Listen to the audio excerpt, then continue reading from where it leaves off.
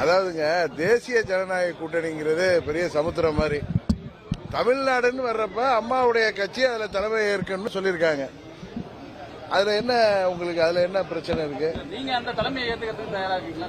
நீங்க தான் அது உள்துறை அமைச்சர் உங்களுடைய கேள்விகளுக்கெல்லாம் பதில் சொல்லியிருக்காரு. நாங்கள் எல்லாம் தமிழ்நாட்டில் திமுக என்கிற தீய சக்தியை வீழ்த்த வேண்டும் என்கின்ற புரட்சி தலைவர் இதய தெய்வம் அம்மா அவர்கள் வழியில் வந்தவர்கள், அவர்களின் கொள்கைகளை தாங்கிச் செல்பவர்கள். தீய சக்தி திமுகவை வீழ்த்த வேண்டும் என்பதற்காகவும் இந்தியாவின் பிரதமர் மோடி அவர்களின் களத்தை வலுப்படுத்துவதற்காகவும் அவருடைய அணியில் இருக்கோம்.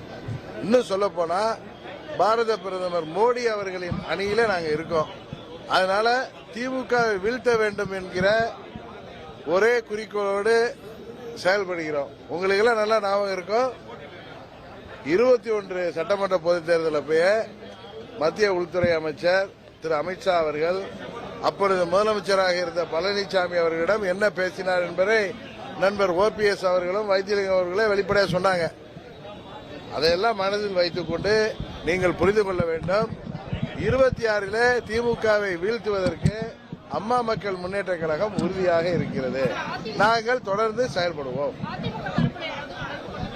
இல்ல இன்னும் யாரும் தொடர்ந்து 26 எலெக்ஷன் ஒரு டஃப்பான எலெக்ஷனா இருக்கும்.